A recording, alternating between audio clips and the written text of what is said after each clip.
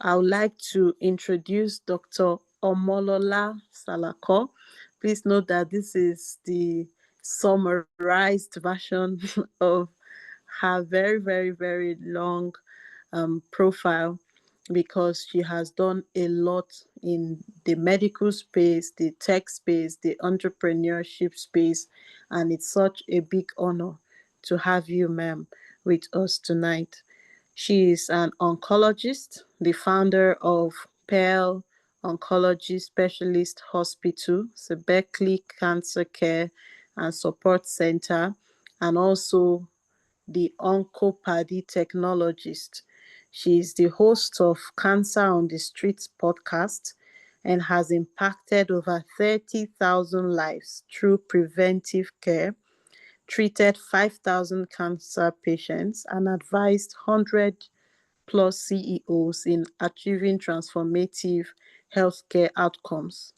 Combining her compassionate care with innovative research, Dr. Salako is reshaping oncology in Africa and beyond. She is an astute researcher and has published papers in very renowned journals globally. Also, on top of all of this, she is a dedicated Christian and a woman of God. With Jesus Joy in our comment section, please can we gladly welcome our guest speaker. You're very welcome, Ma. Good evening, and the floor is yours, Ma. Good evening, Grace. It's a pleasure to be here. Please confirm you can hear me. I can hear you, Ma. You're very welcome, Ma. Thank you. And I'm delighted to be with the CMDA tribe. I'm really excited. When I got the invitation, my colleague said, oh, there's this speech they want you to do. And recently I've been turning down a lot of speeches, but when she said where it was from, I said medical doctors, young doctors, I said my constituents. Then Christians, I said, we never say no to everything related to humanity. So I want to thank you Thank you so much, Ma. I want to thank you for everything the CMDA is doing. It's an essential part of our bigger picture as human beings and as Christians. So very quickly, I'm struggling with so many screens, but please confirm you can see my screen. Yes, Ma, we can see it. Okay, so my name is Dr. Omolola Salako. I'm a clinical and radiation oncologist. That simply means I'm a specialist at treating cancers with chemotherapy and radiotherapy. And of course, the standard way of treating cancers is through a multidisciplinary approach. Therefore, I work with other specialists to diagnose these cancers as well as care for cancer patients. So from working with the surgeons to the pathologists who diagnose to the radiologists who ensure our diagnosis is accurate to other supportive care specialists like the dietitian, the psychologist, the physiotherapist. The list is endless. And I'm delighted to have this conversation with you today because my goal is to stimulate your purpose. My goal is to give you some confidence to pursue that thing that you are destined to create. At the end of this session, I'm hoping that you would go away with pockets of wisdom, both spiritually, intellectually, but you'll be able to, confidently trust yourself. Because if you are going to be successful, you must trust yourself. There's a way medicine gives us a lot. It blesses us a lot to be doctors, but sometimes it takes away our very essence, which has to do with our God-given talent. And one of the biggest examples is the Japa that is happening. Many people are traveling because, earning Forex is important. People cannot just see themselves, buying a car, owning a house in Nigeria. It just seems impossible. And for that reason, people, are not able to think of being successful in the country. And when you look around you, sometimes you're like, what am I doing here? Why am I going through all this stress? This is not to say Japa is bad. It is good. This is not to say staying back in Nigeria is bad. It is good. But before you make a major move, make sure it is aligned with your purpose. Make sure you are making that move and you have consulted the Holy Spirit. Because wherever you are to make impacts, that's where you should be. So it shouldn't be, oh, I'm going abroad because 98% of my set have written USMLE or PLAB or whatever. It should be because in your heart, you know that that's where your pathway is. You've had a dialogue with God. All your instincts, your intuition, everything is guiding you to go there. I'll tell you about my own story of Japa. So I'm not trying to say because I'm based in Nigeria, I never tried to Japa. But I sit at a vantage point and I know I would have been successful if I had successfully jackpot, but I would not have been fulfilled. And there's a difference in success and fulfillment. Fulfillment, you can't buy it. Money can't buy it. In fact, I try to explain it this way, that when a cancer patient or a caregiver engages one of my products, one of my programs, something I created, something I designed, and they say thank you to me, the way it makes me feel is bigger than if I receive 30 million naira. Yes, I'm happy if I receive 30 million naira, but the happiness, the joy that comes with helping that one patient fulfill peace, come out of pain, it's not comparable. So the first thing I would want you to go away with is this issue about Japa is a decision. It's not a follow mentality. Because many people are burning their destiny, burning their purpose for the short-term gain of Japa. Many people are being derailed from building in Nigeria because they want to earn £1,000, £10,000, £20,000. Many people are, focused on, just getting out of the system and they never look back. Many people have nothing good to say about the country. Many people don't want to give back to the place they were born or they originated from, or the place that made them who they were. For every doctor that steps out of Nigeria, that is trained in Nigeria before they step out, for every doctor who steps out of medical school and becomes a doctor, you have been given one of the best education. And that is why we are global citizens almost immediately. That is why Nigerians have a high success rate when it comes to being international medical graduates. There's something about the toughness of our country, the brilliance of our nature. There's something about our genes that is so graceful that makes us acclimatize easily amongst all other immigrants in countries. In fact, every time I travel with fellow Africans and we start introducing ourselves, they already know who the Nigerian is. We are sharp. We already know something other people don't know. We already have a community. We already know where the African restaurants are. We already are looking for where's the scholarship, where's the grant. We're streetwise. And that comes as a blessing sometimes. And sometimes it comes as beef. And so jackpine is important for many people. It is their destiny. All I'm just saying in my introductory slide is ensure that you have dialogued with the Holy Spirit. Ensure that your pathway, your instincts is to Japa. And as you Japa, make sure you don't lose connection to your roots.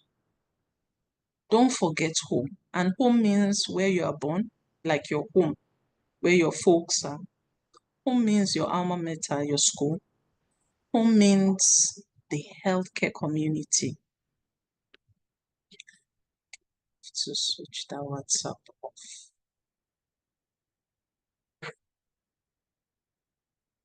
Can't find it.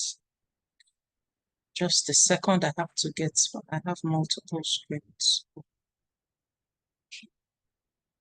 So stop sharing. Just a second.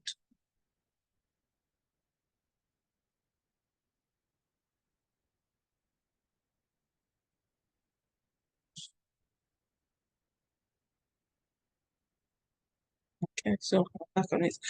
Now, as I was preparing my slides, I was just thinking, what's the best title for this session? And I came up with this, quote that Japa is green, meaning there are many benefits to Japa and there are many opportunities. Yes, you earn maybe times 10. I don't know how much a doctor earns from the moment they start, but maybe you earn times 10 or times 20 the salary that you will earn in that higher than in Nigeria. Yes, you can begin your journey on mortgage. You can send more. You have more earning power. So it's great. There are many opportunities. There's a clear case, a clear profitable economic case to Japa. But what I want to highlight is that building is even greener.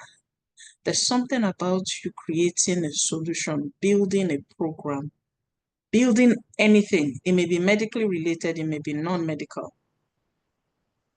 That if it truly solves the problem of your audience or your users, and people are able to pay for it, whether the users or donors or funders, then you are building a masterpiece.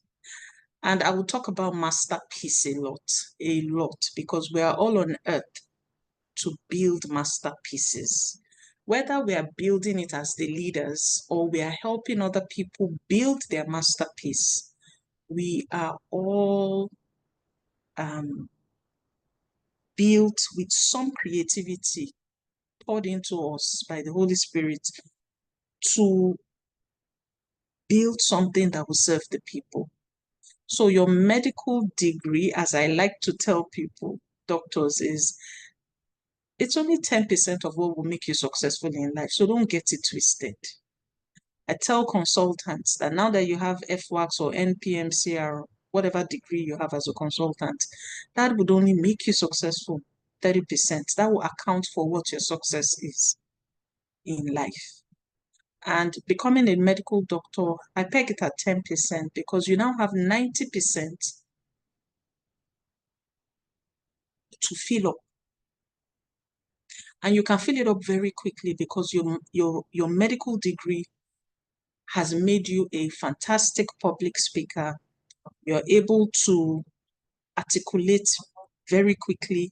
You already know how to use frameworks and logically think. You already know how to critically think. You know how to problem solve. You know how to speed into solving a problem because you've been trained in the emergency room. So when they put a medical doctor and any other student, even 2-3 years post school, there is a way a medical doctor is just different. That in itself is a gift. And this is not just relating to medical doctors, nurses, physiotherapists. It is just the grind, the intensity of the training that makes you a candidate for success. But at the same time, many people are timid, even though they have gone through military school. As far as I'm concerned, if you trained in Nigeria, I feel it is equivalent to military training. Because with no light, with all the, difficulties that come with the country, we still come out very bright. Therefore, you already are equipped for success, but there's a way, people don't believe in themselves, that they feel the very place that has equipped them for success is the very place that wants them to fail. And that is exactly what life is about. So I don't want to beat too much on that point, because people tend to say, oh, Lola, it's because you are successful. Oh, Lola, it's because you are older. During your time, it was better. Oh, during your time. Yes, every generation has its advantage. In your generation, the advantage you guys have is social media. During my time, we didn't have social media. And so all this content creation and all the beautiful things that come with technology, we didn't have it. What is AI? We didn't even have AI. You have to write all your notes and go and photocopy it. But you guys have so much tools that you can work with, you can use to diagnose your patients as you're practicing at the moment. So my call to you, the young doctors of the CMDA of Nigeria, is that Japa is green, but building is even greener. And I want you to see this session as a session that will spark you to start working towards your masterpiece. Your PLAB is not your masterpiece. Your USMLE is not your masterpiece. Housejob, NYSC, working as an MO is not your masterpiece. It's a pathway to your masterpiece. Your masterpiece, again, is a dialogue between you and God. It is your purpose. It is the thing you are equipped to build right from your childhood. Right? So I'll be moving to the core of my slides. So for some weird reason, I'm able to move my slides. Okay.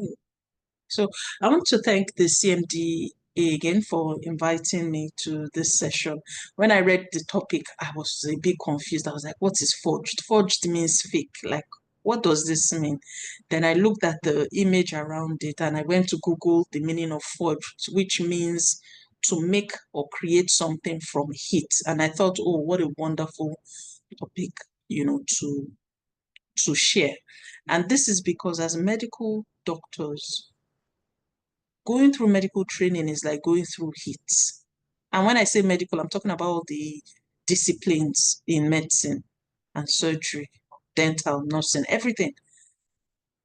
I remember when I was in part one, year one wasn't a big deal in University of Lagos. But when I crossed over to Idiaraba, a day to my exam, no, on the morning of my part one exam, I was going for anatomy. I woke up about 5, 6 a.m. I looked at my books and I just started crying. You know, the type of, ugly crying, because I knew I was going to fail. And it broke my soul when I was crying that day that, oh my goodness, I've spent the last 1 year not knowing how to read, not knowing how to cope. And I was going for this weird exam that I was going to fail. I knew I was going to fail because I just could assess what I knew and what I should know. And I knew what I didn't know. Then the exams, is it cutting through dead bodies, cadavers? Is it smelling all those chemicals? Is it the time constraint? Is it the sleepless nights? Is it we sacrifice a lot. Therefore, if you have a medical degree, you have to give yourself a pat on the back that you have conquered one of the biggest obstacles in life. And that is one problem we as medical professionals, we don't celebrate our small wins. We're always on to the next thing. You need to celebrate the fact that you're a doctor or you're a nurse or whatever you are. You need to celebrate that because not many people can successfully finish medical school. Not many people can even pass the JAMB, the cutoff score. Not many people even have the bandwidth to say they want to do medicine. And what is in now is people speak so low of medical doctors. They say, oh, doctors, they just know book, they don't have money. That's not why we come in to do medicine. It's not that we come in to do money, to make money. Money is important, so don't get me wrong. Doctors are meant to be the wealthiest, and we always have everything it takes to be wealthy, but we don't recognize it. That's why we're broke, many of us.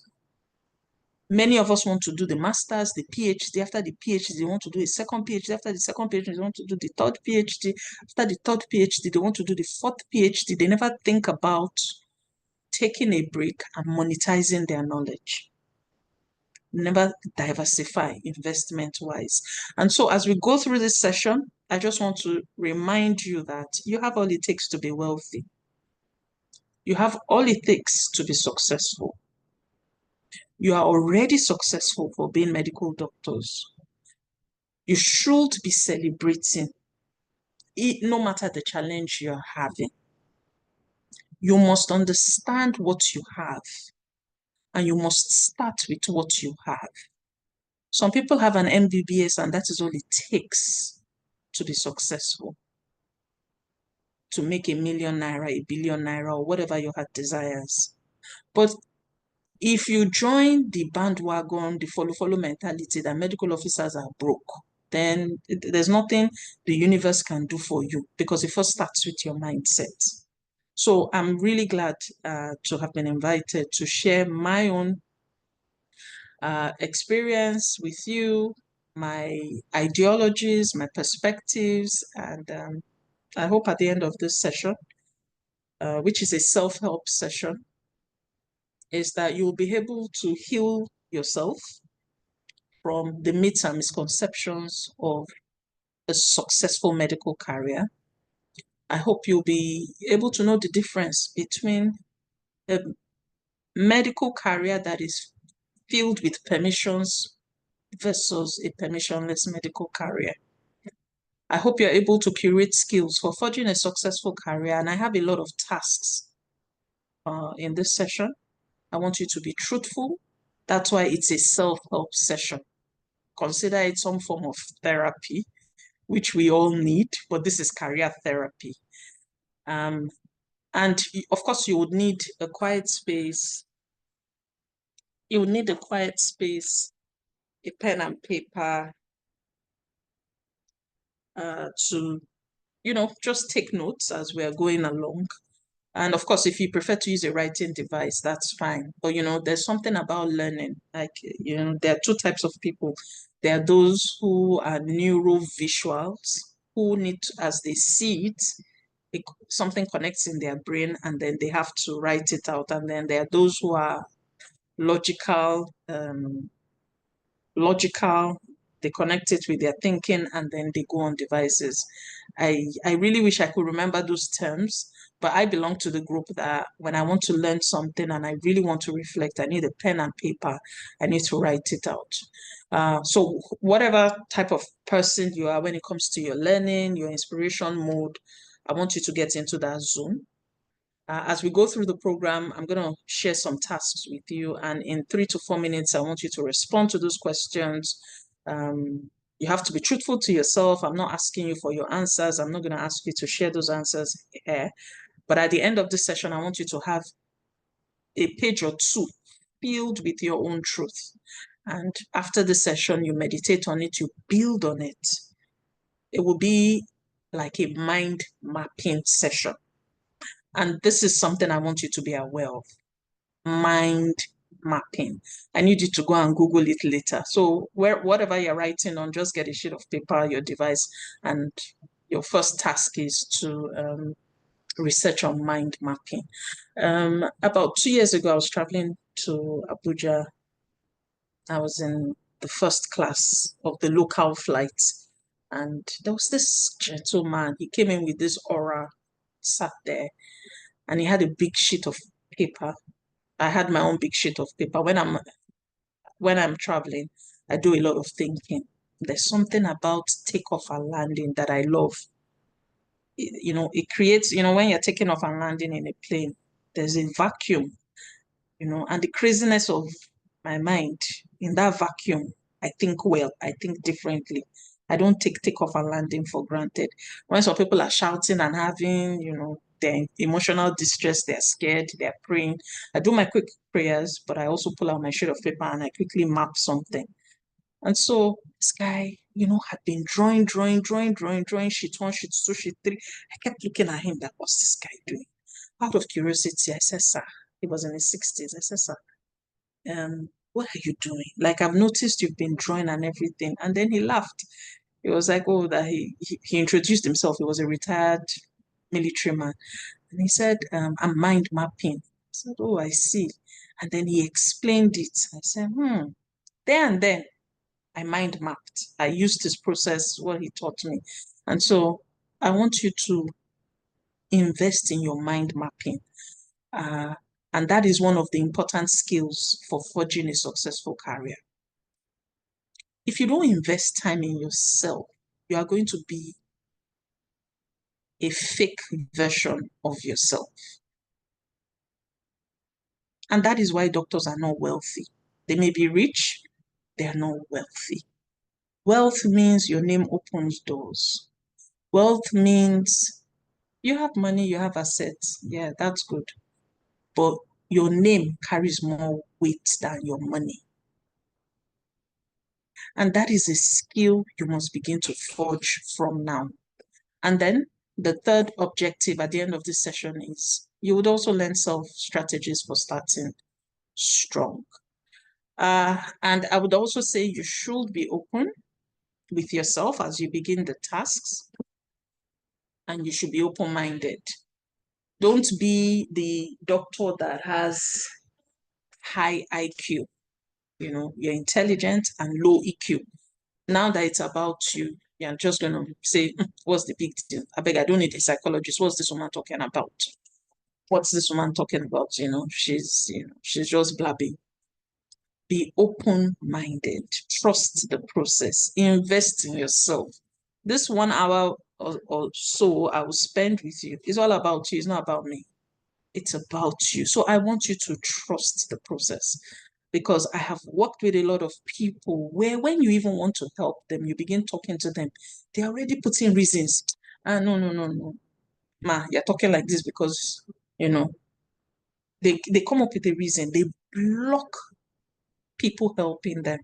I hope some of you listening to me understand what I'm saying. When people are even complimenting you, you're already saying, yeah. Oh, this is fine. I bought it for 2 naira. Oh, do you know how many times I suffered? Self-talk. Your self-strategy starts with yourself. It doesn't start with someone complimenting you. So I want you to be open with yourself, with your truth. As I ask you to do your task, just write, just respond. Whatever comes to your mind, write it down. And as we move on, just be open-minded and answer the questions. Okay. So I would be moving on a bit quicker. Okay, so I wanted to identify that there are 2 types of careers that I have. There's the one called the permissioned career, and there's the other one, the permissionless career.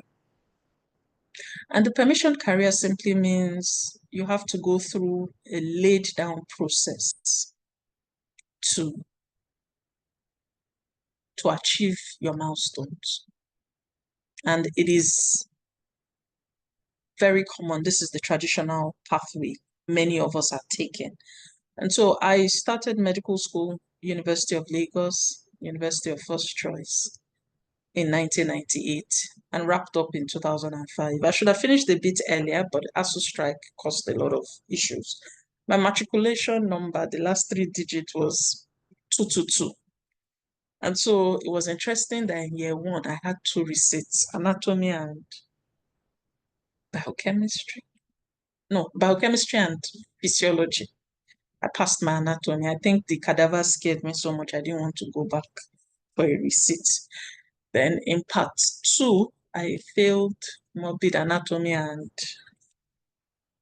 2 heavy courses, pharmacology. And in part 4, I failed surgery and ORG. So I always had receipts, and it was always 2 receipts. And they always broke me. But my standard then for medical school was as long as I didn't repeat. The only time I didn't have a receipt was in final year 6, where I just made up my mind. I just spoke to myself. I had a self-talk. I said, this is final year. we're doing maternal child health, public health. My matric number is 222. I've already completed all the 222 receipts. There's no digit after 222. You know, it's as good as a 0. So I'm not having a receipt in final year. And just that self-talk made me not to have a receipt. And that was the only time I didn't have a receipt.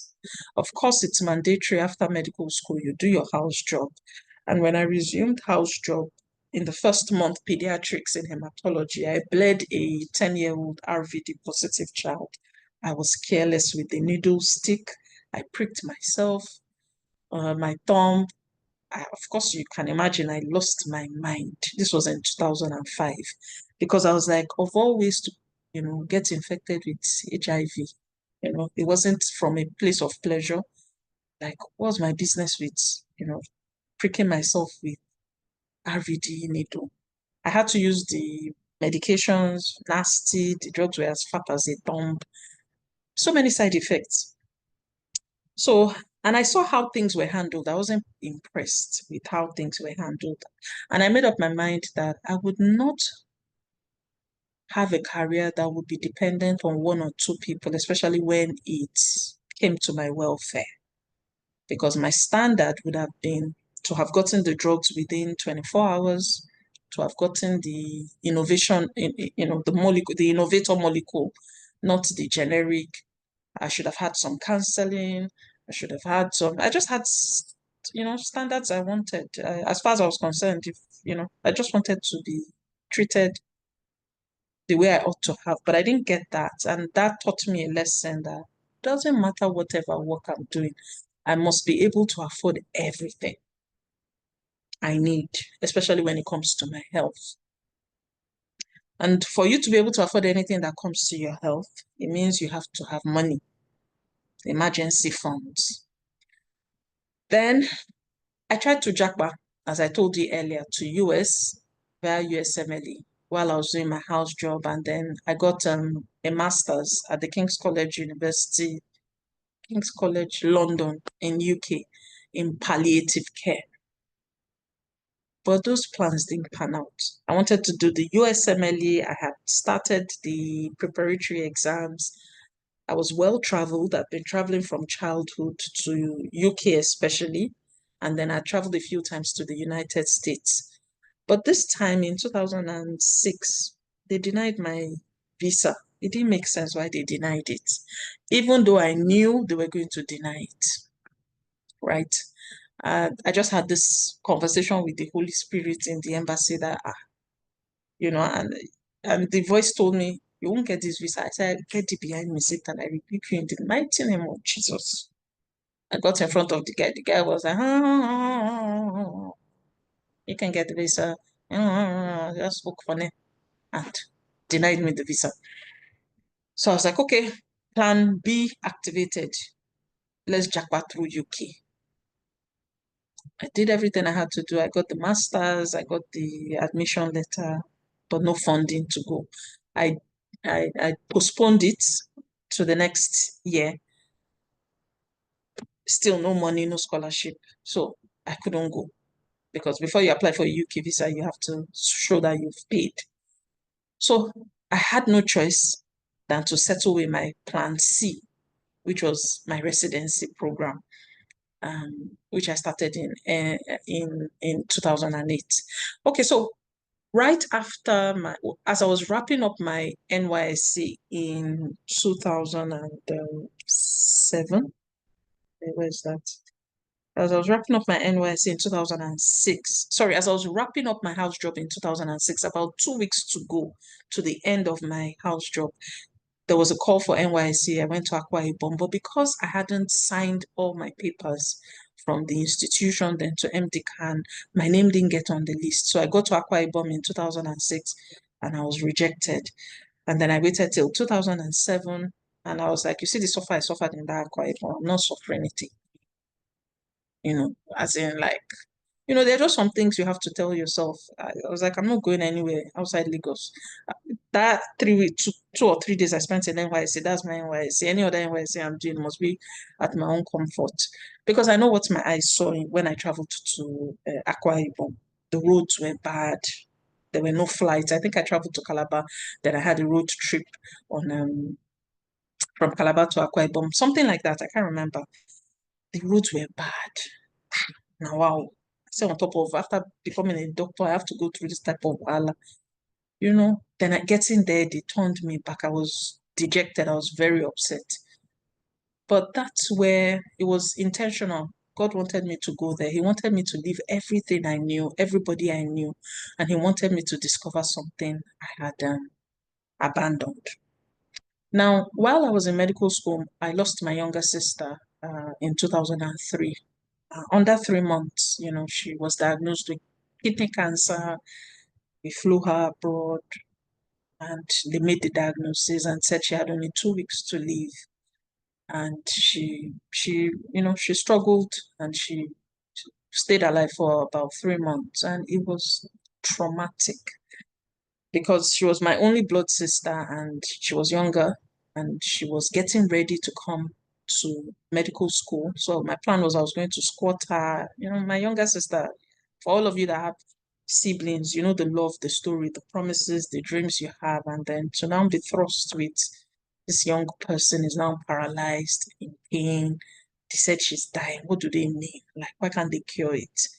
So it was traumatic for me. And after she died, I stopped going to church. I was angry with God because He didn't answer my prayers. Like, I couldn't reconcile what's the essence of praying to God when He won't answer and make you suffer. Like, oh, can you go, you know?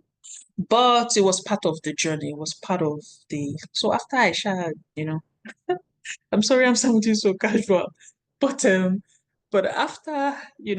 I was rebellious from 2003, 4, 5. I didn't answer. I wasn't going to church. My family would drag me to church. I would sit there and intentionally not think about what the church was saying, just so that, like, I beg, God, fall my hand. What am I praying to Him for? He doesn't answer the deepest prayers. So it was when I got to NYSC in Akwa Ibom where I was rejected on my way back. God arrested me. That's the only way I can put it. I had a vision, like I left the physical realm and I just turned to my left and I saw this beautiful green landscape with a bungalow in it. And I just saw, people being taken care of. They weren't too strong, but they were also happy. They were ill, but they were fulfilled. There was something about it. And I heard a voice say, now I want you to take care of these people. And by the time I turned from my left back, I looked back. I didn't see the place. What I saw was completely different. I knew something had shifted in my mind, spiritually, mindset. I knew something. So I picked up my phone and I called 2 people. And I want to highlight this to you. There are certain people in your lives that you must have on speed dial, that when you call them, they will tell you the truth and they will support you. They happen to be my mom and my husband. At that time, I was dating my husband and I said, oh, I just had this vision and I don't know what it means, but I think it means I should set up an NGO. I don't have money to build hospital or see this big landscape. I don't even know what this place is. But I just, and that's how I forgot that I was ever angry with God and I just jumped into it. And that's how I set up Sebeccly. Please, if you can hear me, say yes, you can. I just want to be sure I'm carrying you along. We're all on the same page. Yes, We can hear yes. you, Ma. Yes, we can. Yes, we Okay, can. fantastic. Thank you. Thank you. And so that was what happened NYSC in Akwa Ibom. I came back and I completed my last 2 weeks of NYSC, got all the certifications, MDCAN and everything I needed, and just waited on standby until there was the next call for NYSC, processed to Lagos. I did my NYSC in 2007, 8 in Lagos State. Enjoyed myself, had a lot of free time. I had a few health challenges at that time.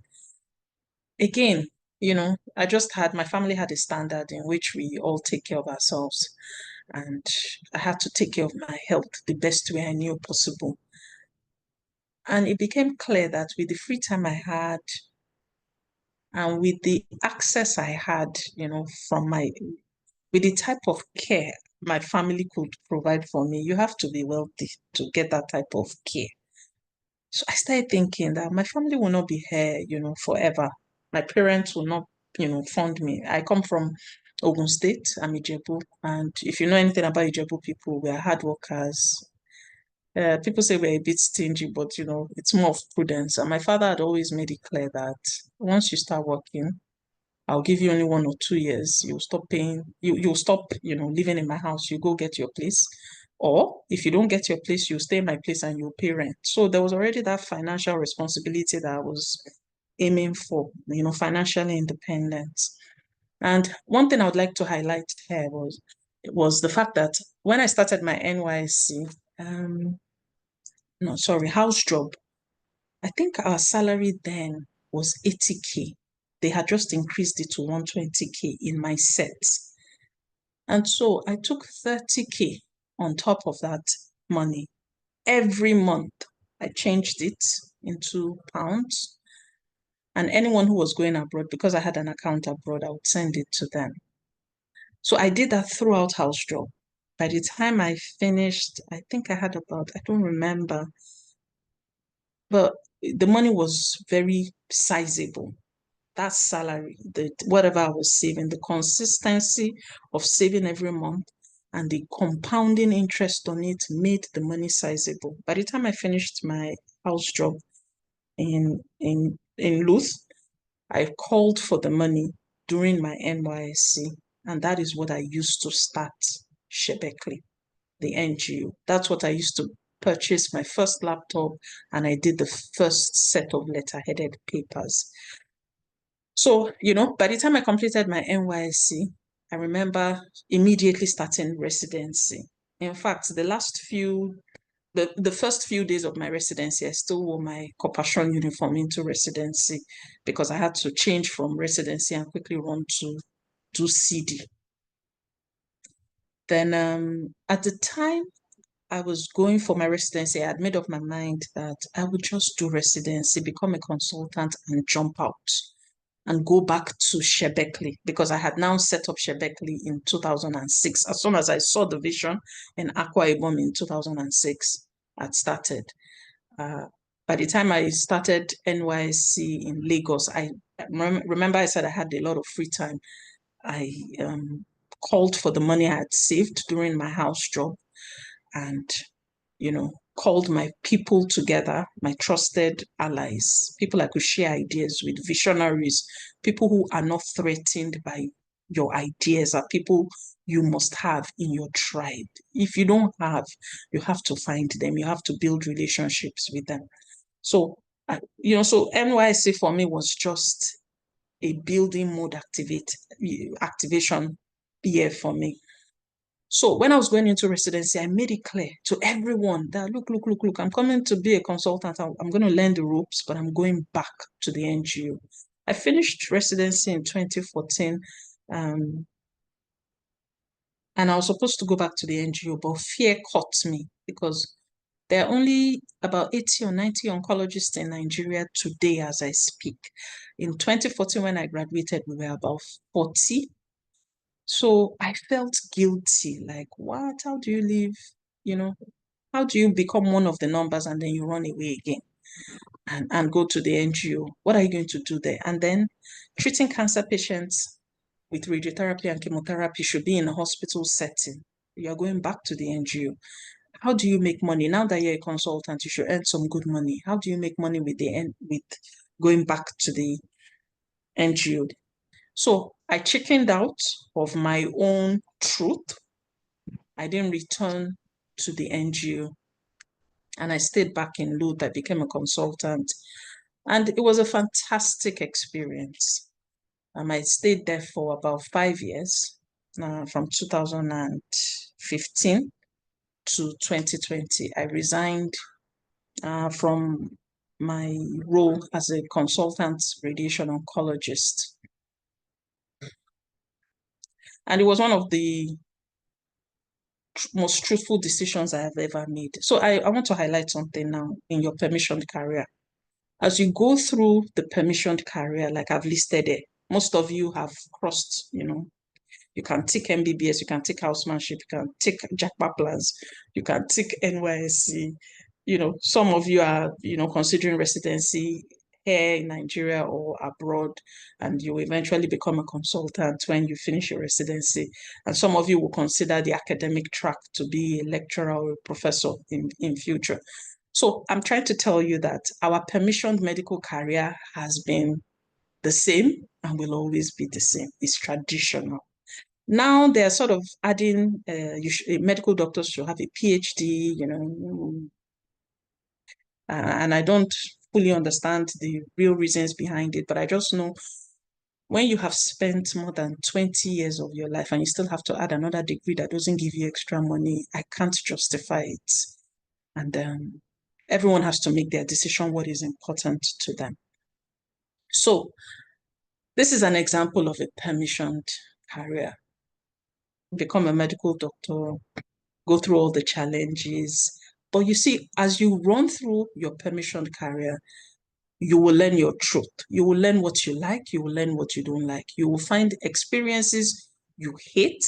You will find experiences you love. You will see opportunities that will generate wealth. You will see opportunities that will put you in a lot of trouble. You will see everything. The biggest mistake we make is we don't recognize our own truth. And sometimes we are scared in following our truth, in following what we love, what we are good at. So as I look at my permissioned career, one of the things I wasn't truthful to myself was I didn't return back to the NGO after my residency. I went on to become a consultant in LUTH. I have no regrets about it because I gained a lot of skills that remain useful to me today. But I also know that if I had, you know, followed my true north, what was unique to me, then I would have, you know, achieved certain milestones that I'm still struggling to achieve now. So let's highlight the permissionless career. And I'll just give you a minute to read the definition here.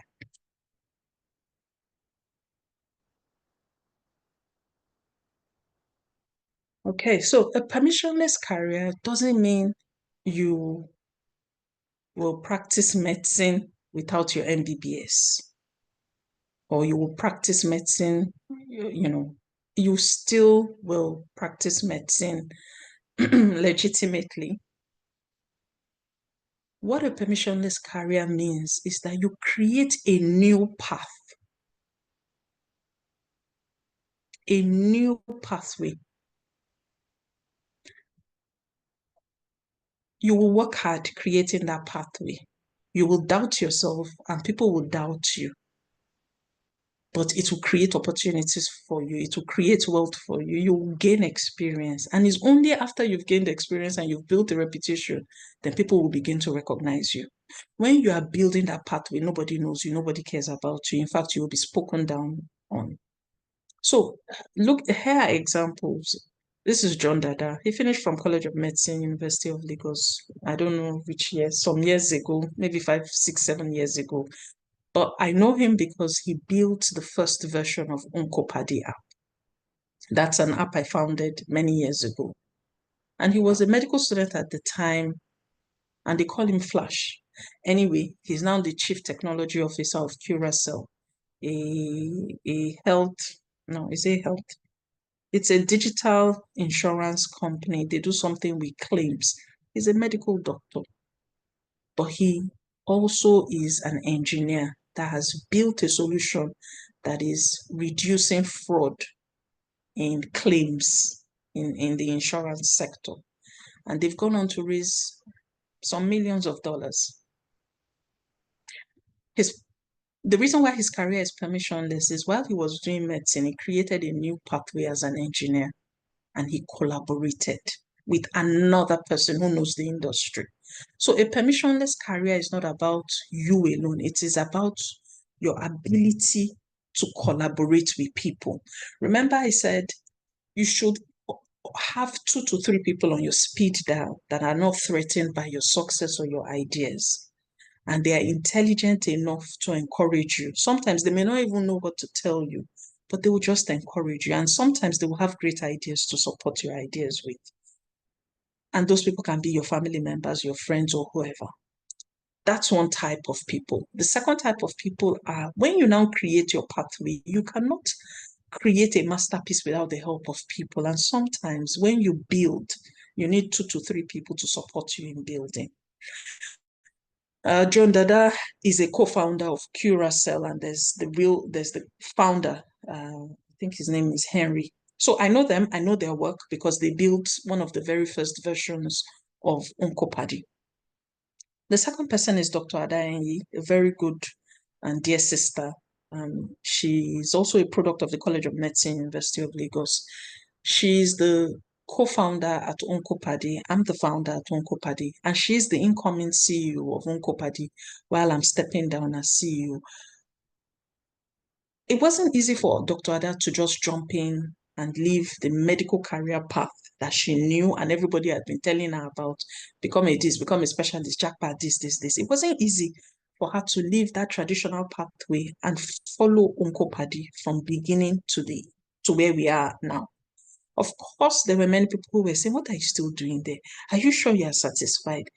What I want you to know is when you are building something great, the people who don't have an idea of what you are building, who can never understand it, the only time they will understand it is when it is successful, will be the first people to discourage you. You must know them, you must identify them, you must recognize them. And that is what is killing some of our inventions in medicine. Because I know that when I started Sebeccly Cancer Care, I had just completed medical school. I was doing my NYC. And I know what my senior colleagues were telling me. You better just come and do your residency. This one that you're going about begging for money, NGO money, you're wasting your time. Today now, some of them, I dare tell you that we have sponsored them to international conferences. I say it with all humility, but I want you to get it clear that your biggest critics are the people who do not recognize your gift, and they will not honor you until you make success out of it. And they will have selective amnesia on the negative things they told you. So you are all by yourself. So Dr. Ada is another example of someone who has built a career on a non-conventional pathway. Dr. Ada is the heartbeat of Oncopadi. Yes, I came up with the idea. I'm an oncologist. I saw the problem, but I also knew that I needed somebody in the tech space. Dr. Ada, of course, didn't know tech as much, but learned the tech. When it comes to product development, 5-star. When it comes to operations, 5-star. Where did she learn it? She self-learned, self-taught herself. I remember a time where we sat down and we were having problem with our engineers. We both laughed. We said, what? We did MBBS, part 1, part 2, part 3. One engineer is now doing Shakara for us. I beg, let's quickly go and learn it. We went to quickly learn how to code. We came back, we built something because we had to do something within a short period of time, and the engineers were just disturbing our lives. And we just needed to solve our problems. And that is where I'm coming from, that if you're a doctor, you've passed many exams. There's nothing you can't learn, especially when you're building your own products that will solve the problems that you feel can be solved through your ideas. So it is important that you recognize that as you go through this permissioned pathway, you are also seeing opportunities for a permissionless career, to build something, to build a masterpiece. Your permissionless career leads to your masterpiece. There will be 1,000 medical doctors that will graduate this year, but only 10 or 20 will build a masterpiece in 5 years, because most people will be struggling with, I'm going for PLAB, I'm going for this, I'm going for that. And I just want you to reflect on this guy's Paystack, the guys who sold their company for $250 million to Stripe. If they didn't build something great, where would they sell the money? Where? How much could they have built that company up until the time they sold it? And there are several problems in the healthcare system that we doctors see firsthand. So nobody tells us about the problem. Nobody sees the problem more than we, the doctors and the healthcare professionals that take care of our cancer patients. I'm sorry, take care of our patients. And it's not always about patients. It's also about ourselves. What are we building for ourselves as healthcare professionals? How are we supporting people who are bold enough to build? The biggest problem to a permissionless career is we lack courage. We are not bold. If I wasn't bold, I wouldn't have set up Sebeccly during NYSC. Sebeccly is 19 years this year in September. By next year, we're celebrating our 20th anniversary. And Sebeccly is a masterpiece. I cannot tell you everything we have succeeded in doing. I don't even need to tell you. You know, people tell me, oh, you should talk more about this. I'm like, our purpose is not on the gram. Yes, we are active online, but the real deal is in our purpose, and we don't speak our we don't show off our purpose. Our purpose will speak for us. So you need to bring out that whatever is blocking you, stopping you from starting your permissionless career, identify it. If you have already started something good, maybe you're writing content, maybe you're, involved in a startup, maybe you're doing lessons for people, whatever it is, it doesn't have to be medical. Invest more time in it. Then we all know Aproko doctor. If you don't know Aproko doctor, I don't know what to say about you. Aproko doctor has an MBBS, just like John Dada and Dr. Ada. But if you look at Aproko doctor, I watched the short clip on him a while ago when he was saying that people were like, what are you doing? You're just going on Twitter to go and be making noise. All your mates are in the hospital. Tell me, who is the medical doctor that has one of the biggest contracts? What do they call those things when companies give you partnership? I'm sure you know what I'm talking about. Where you brand. Thank you, ambassadorship. Just tell me the top 5 doctors that have ambassadorship. Of course, Aproko doctor will probably be number 1. Yeah, I don't know any other person, so I would say number 1. But imagine if Aproko doctor had to go to meet one professor or one senior lecturer to get permission to use Twitter or to educate Nkechi and Emeka. Imagine if you had to go and ask one doctor to say, please, can I start using the internet to educate the people? What do you think they'll say? So why do you still keep going to look for mentors up and down? To ask for permission for things you shouldn't be asking for permission. Even the mentor needs a mentor. And sometimes, because each generation is blessed with a different gift, why do you think another person will understand the gift of your generation? You're asking for too much. And that's another mistake I see a lot of, doctors and nurses make. You keep asking for permission. Sometimes your permissionless career starts in volunteering. You see that volunteering, that's where you create opportunities. By the time you volunteer 1, 2, 3, 4, the organization says, this person is a good volunteer. Anytime we are doing this project, always call the person. We cannot pay you, but we would like you to volunteer. Where you will get that money from is not in that volunteering role. It is in you crafting a story that my name is this, I'm a medical doctor. Over the last 5 years, I have volunteered for this organization. And in this organization, I've learned how to pitch. I've learned how to, write a grant book. Whatever work you're doing, you shall write it there. Then somebody else who is looking at it now says, oh, this person has the skill, has the experience. How much do you want to get paid? But I see many volunteers, especially when Sebeccly was recruiting a lot of volunteers, saying, so how much will you pay me? And I'm like, you don't have skin. We are going to teach you. And we don't have the money. And you want to be paid.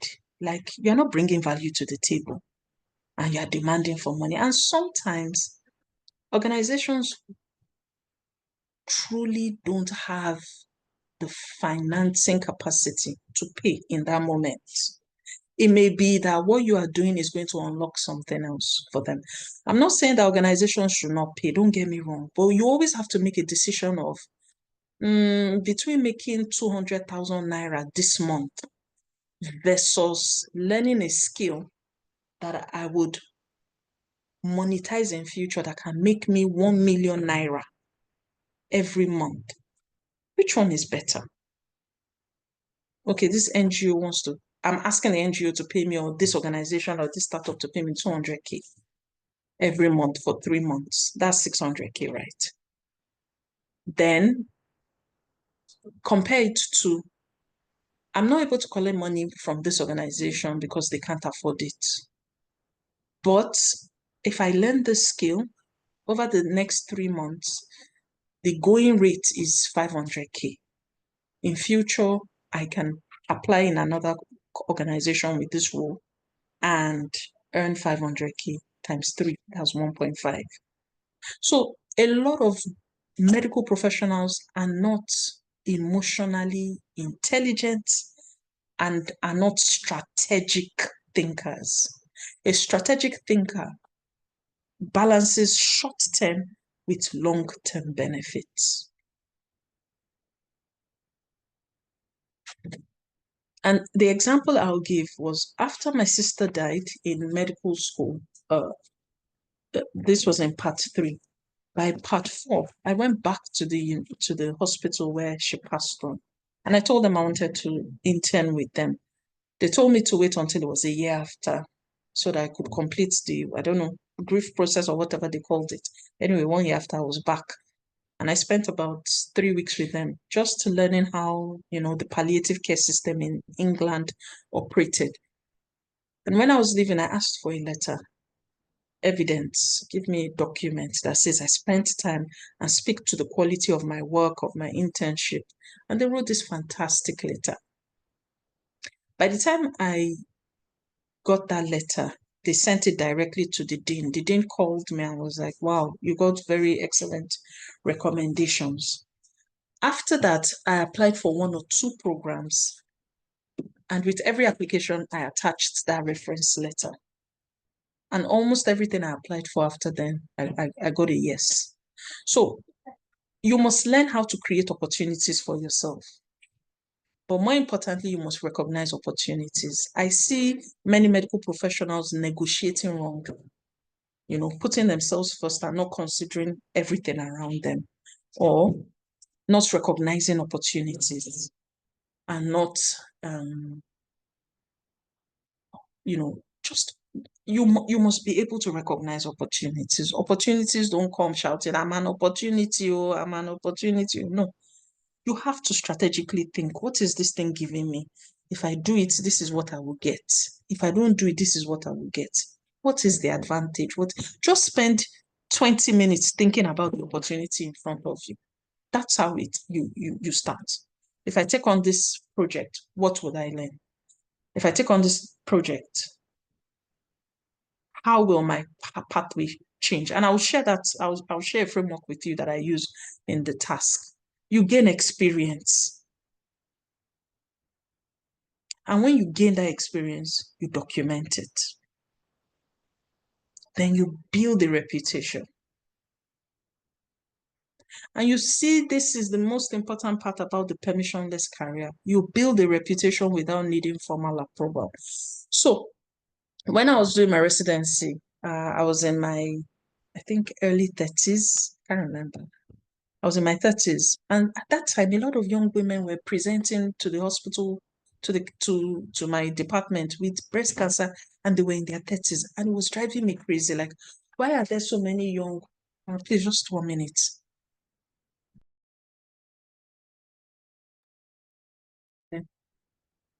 So I got curious about why are there so many, young women coming with breast cancer.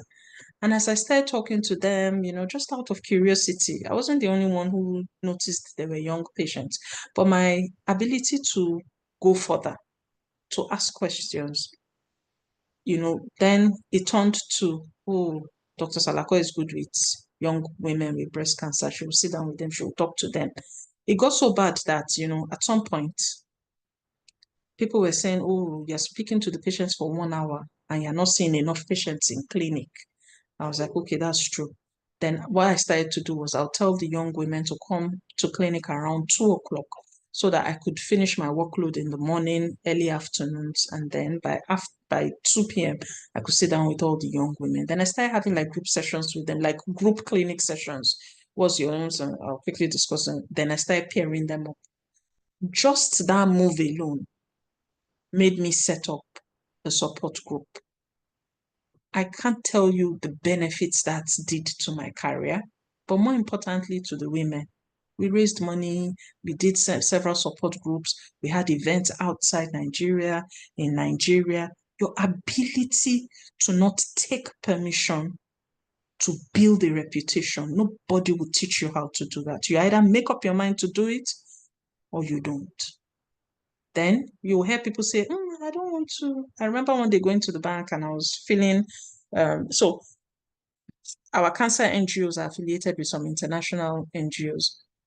And I was filling the membership and trying to pay for the membership fee. I was in the bank, and this senior colleague was beside me and had overheard the conversations I was saying that I was trying to pay for my NGO's membership for an international whatever. So by the time I, moved for my senior colleague to, do her transaction, because mine was taking a bit of time, I greeted her. I said, oh, good morning, ma. Sorry, I didn't know you were behind me. And she said, oh, yeah. Then the clerk asked her a question. I don't remember the question. The woman said, oh, I'm only a civil servant, or I don't run organizations outside. I was writing and I looked up at her. I just kept quiet. I don't talk. Just leave them in their permission career. Just leave them. You don't need to talk about it.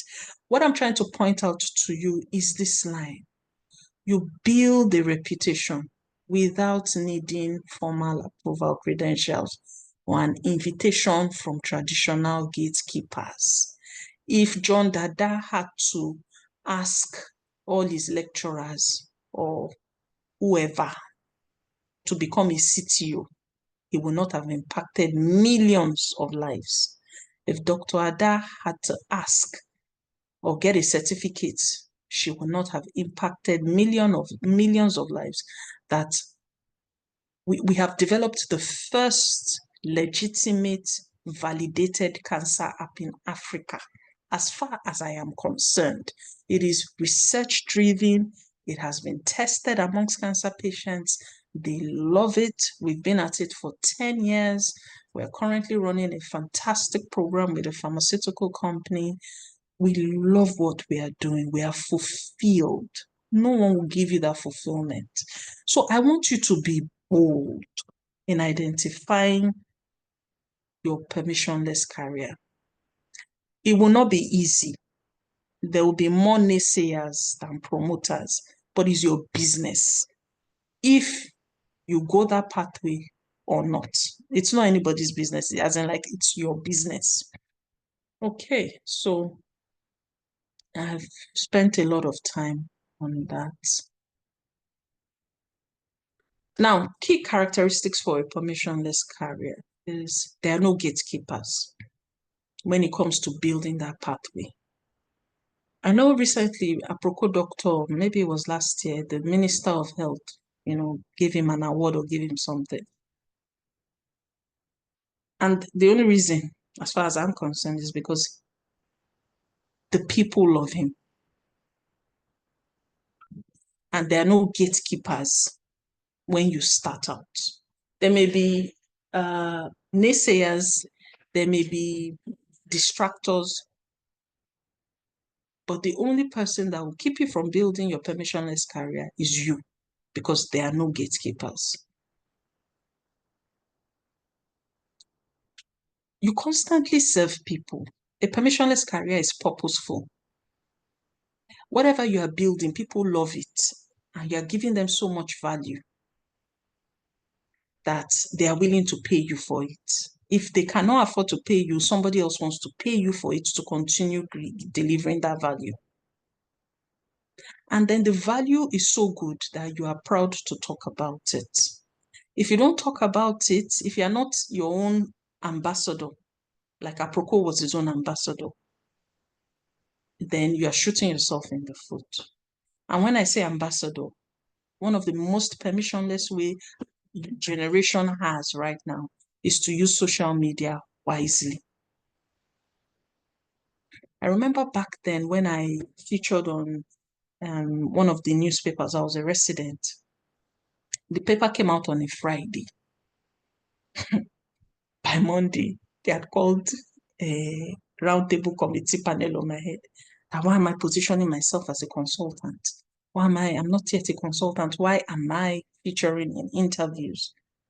And I looked at them. I said, did I put consultant there? No, registrar. They say, why am I speaking as an authority? These people are still, criticizing anybody. They will always be there. They've always been there from time immemorial. So they should not stop you. Anyway, when they said it, for 2 years, I kept the NGO quiet because they came after me and they came after me with ferocity. Because again, I had set up the NGO way before I started residency. So I already had a track record. I already had a permissionless career before my residency. But getting into residency, what they wanted was kill that thing and focus on one organization and promote only one organization. You can't have two organizations. And I kept hearing this thing until even while I was a consultant. What I'm trying to tell you is that your value will attract good people, bad people, jealous people, and mature people. You will build a portfolio of work publicly, and it will come with criticism and praises. Your own duty is to honor the value you are creating for the people who love it. You must show self-initiation. You must have it within you. And that's why many of us see problems and walk away from the problems as if we can't solve it. And that's why I gave you that example of how I started the support group. It did not cross my mind that it would be a good income generating activity. As my pastor would say, value follows value. If you create value, value will find you. So it is important that as you go by your day-to-day activities, you should find ways of improving things and, taking self-initiatives to improve the problems around you. And then decentralized or, direct access. Again, the easiest tool you can use is the internet in different ways, whether you're using it to learn and better your skill or, please just a minute.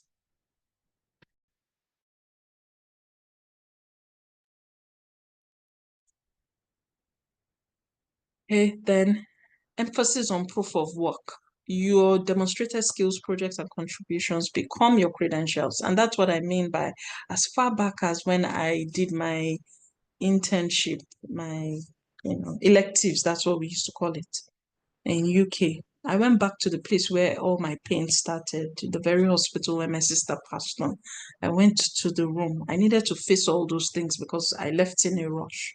As much as it was an emotional trip for me, it was also a way for me to start healing and a way for me to start giving back and to start investigating if I wanted to do something in oncology or not. And at the end of the session, I asked for a letter, which was my proof of work. And after that, I started to, develop my proof of work.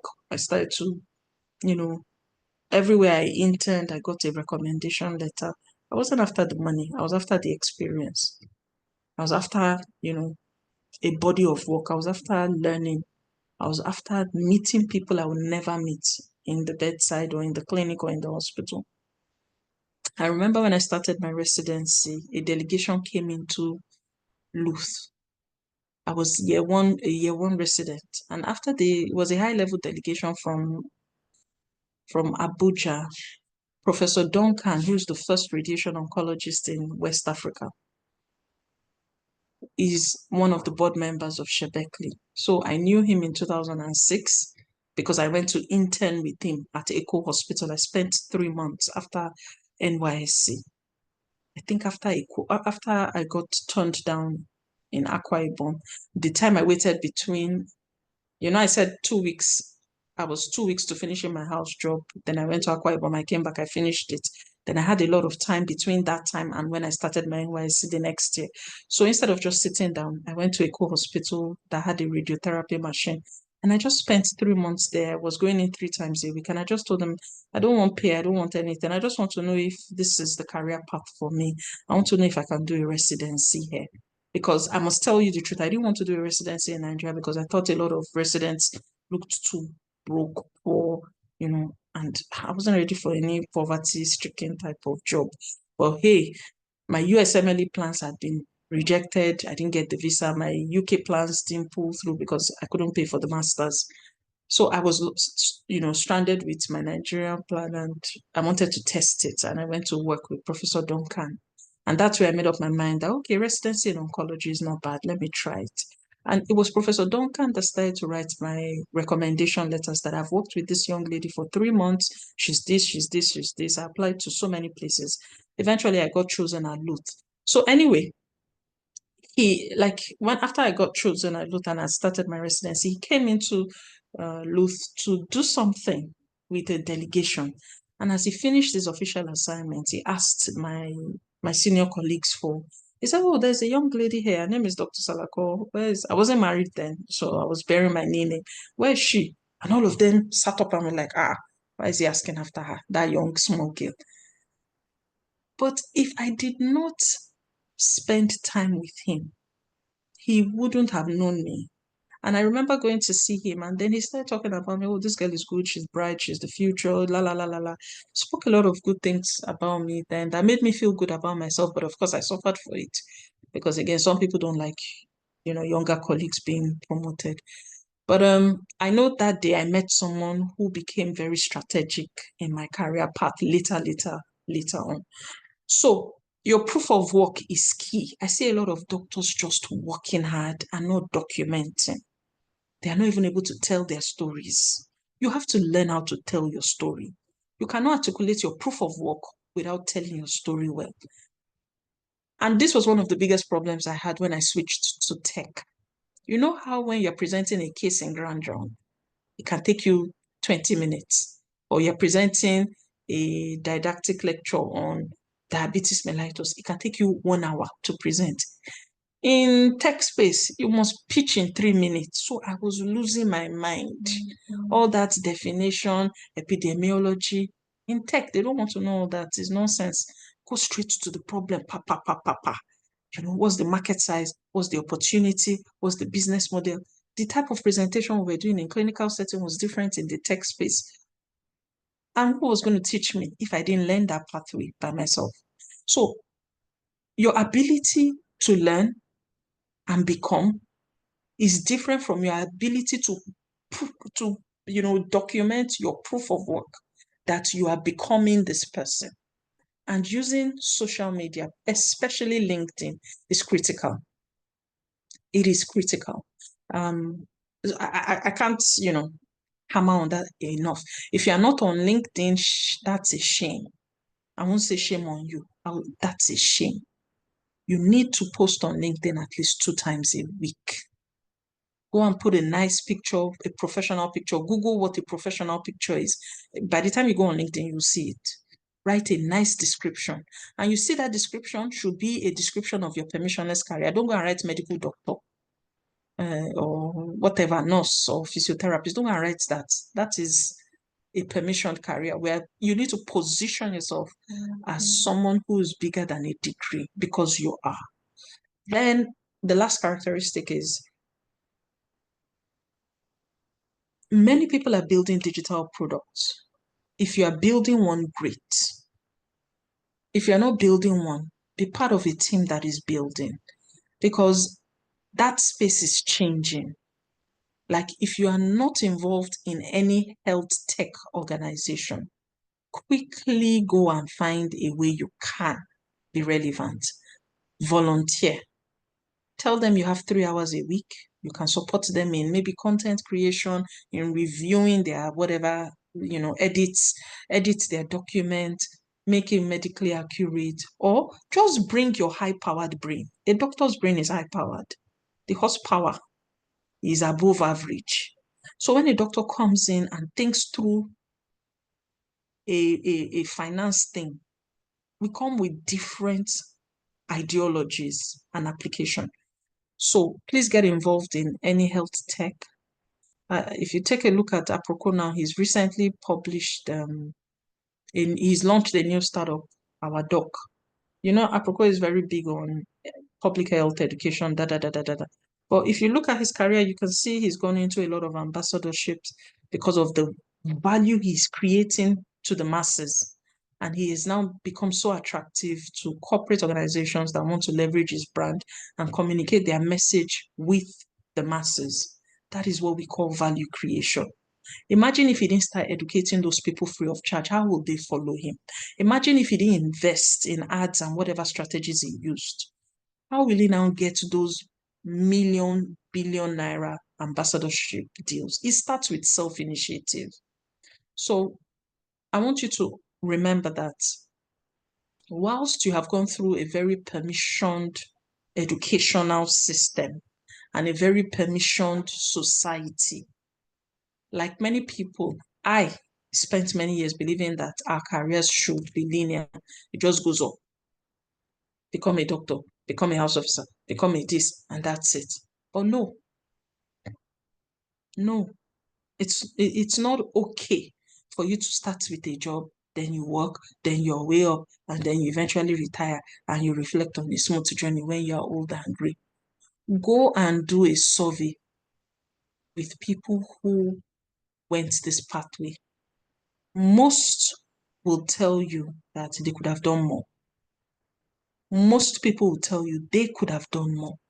Because at the end of the day, and maybe because I'm an oncologist, and as I sit with my patients, I always ask them, you know, what are you after in life? And this is what I tell my cancer patients, that cancer is just a few chapters in their story. It is not the whole book.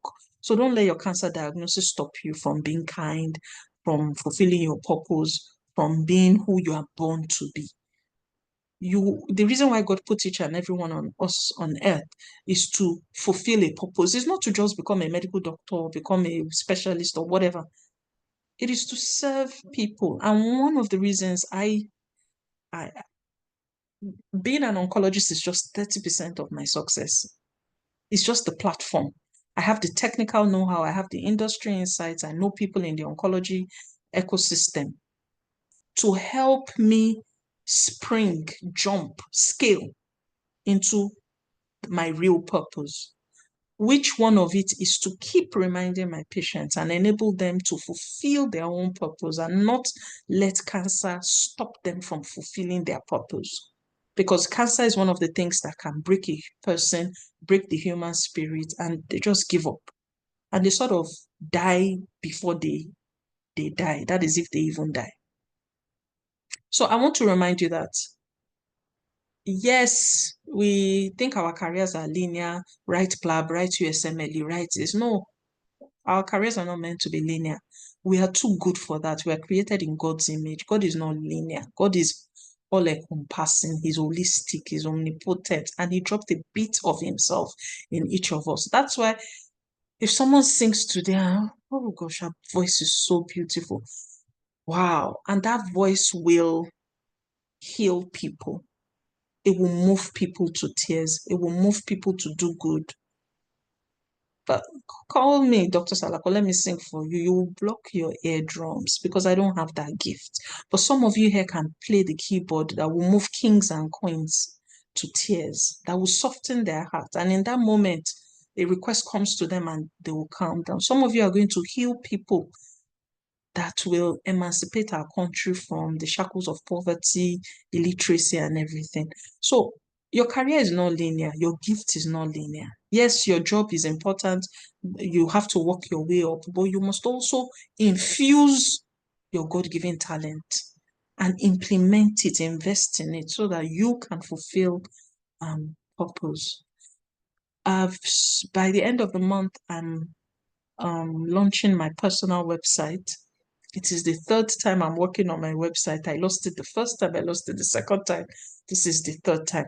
And I'll tell you the reason why I kept losing my website. Poor planning. I would invest in it, create the content, and then I tried to anchor the maintenance. The first time I lost it, I forgot to subscribe for I think it was domain name. And then I lost the whole website. Then I rebuilt it a second time. Spent a lot of money. I lost it again. So this time I'm rebuilding it, and very, very, very gingerly, I have handed it over to websites, people that will maintain it for me. Yes, it's going to cost a bit of more money, but at least my website will never go down. I'm sharing this with you because it's a bit of personal branding, and there's something that all of us must understand. If you're developing a permissionless career, you are unique. And you need a place where you can document it, a place where that is your own land online. And that's why a personal website is important. Some of you know how to build websites and can maintain it. If you can, begin to build your portfolio, your body of work. I've said it over and over again that you must document your portfolio of work. Because for someone who goes on a permissionless career path, it's only a matter of time people want to find you. And when they go looking for you, it's nice that you have a nice portfolio of how they can work with you. People can work with you. Okay. Okay. Good evening, Dr. Salako. Yes. Yeah, thank you. This is Dr. Durojai, the facilitator for the program. Yes, so right now, very beautiful presentation, but now we have gotten to 1 hour, 20 minutes. My goodness. Okay. So how much time do I have left? 5 minutes, 10 minutes? 10 minutes more. Okay, so I'll speed through it. To the end.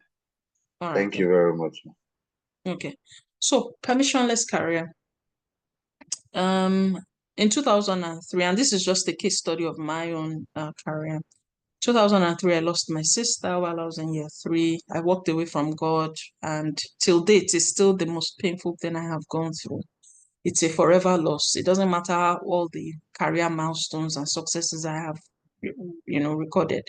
It doesn't take away the fact that my sister, lies in a nameless grave, which is something I'm going to correct this year. Now, 2006, Akwa Ibom, saw the vision. I was in a lot of grief at the time. I was redirected to God, via that vision, and then set up Sebeccly Cancer Care. We've raised more than 400 million naira, supported more than 20 million people by creating awareness, providing screening. We've screened more than 30,000 women free of charge for breast and cervical cancer. We've trained several healthcare professionals, some of them giving them grants, abstracts. Some of them are oncologists today. We've attempted a Guinness World Record. I wish I could tell you about the Guinness World Record. 2014, I was a consultant already, and I just got frustrated by the fact that despite everything we had worked on, patients were still presenting late. So I asked myself, how do we reach cancer patients faster and earlier? And that led to us setting up Oncopadi Tech. So why I'm highlighting all of this is everything I have founded has happened to me either in my permissioned career or in my experience just going through life. My question to you is, what are you going through? What have you noticed? And I hope you are not underestimating it. Now, in 2019, I worked with 54 Gene, a biotechnology company that went on to raise $45 million in total, I believe. I worked with them as the pioneer national principal investigator. And why I worked with them was out of how can we find the cure for cancer patients? How can we discover drugs that work for our people? And I wanted to learn more how companies were commercializing. And I write this so that as you walk through conferences, you're not just walking through and you're not meeting people. Every conference I go to, I meet at least 20 to 30 people. And I continue these strategic conversations and relationships with them that allows me to create a permissionless career. I help them build their own masterpieces, or through them, I build my own masterpiece. Then in 2020, I didn't take permission from anybody to set up Pearl Oncology Specialist Hospital. Now, by the time I was setting the hospital in 2020, this was the vision I saw in Akwa Ibom. So it was well connected. All my fear of where will I get money from? How will I do it? Now I was an oncologist. I saw the vision in 2006. I was a house officer. By 2020, I still stayed connected to that vision. Then in 2024, I looked into media, what's one way I can get the story out?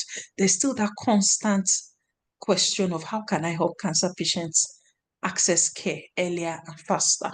How can I change the narrative for good? So you have to be hungry with how can you develop the healthcare system. It is when you ask these questions, you will create solutions.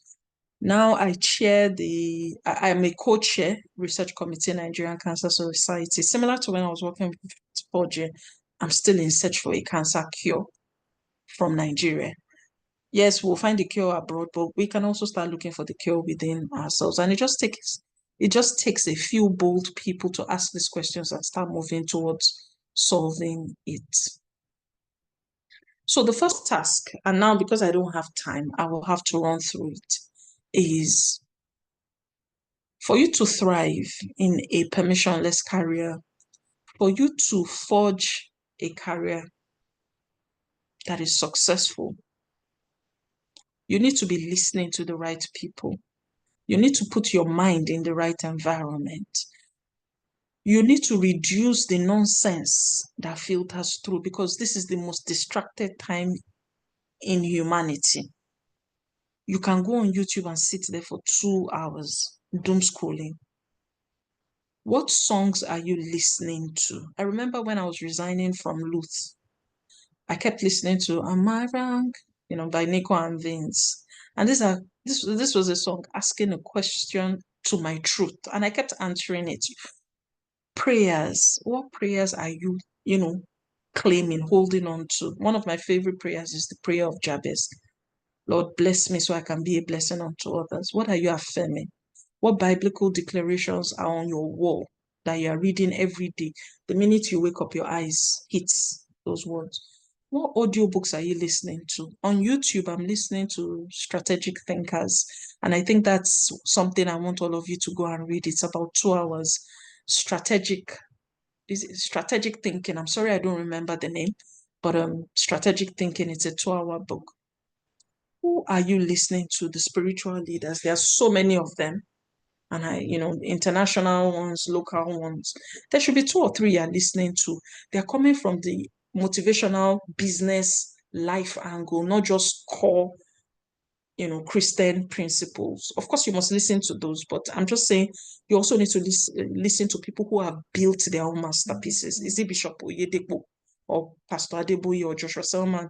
They would teach you everything about entrepreneurship, overcoming obstacles, telling you the word of God. Spiritual wisdom, it's endless. Intellectuals, your lecturers, your facilitators, they play a critical role in curating your mindset, in teaching you, technical skills. I'm grateful to all my elders, all my professors who taught me oncology in Nigeria.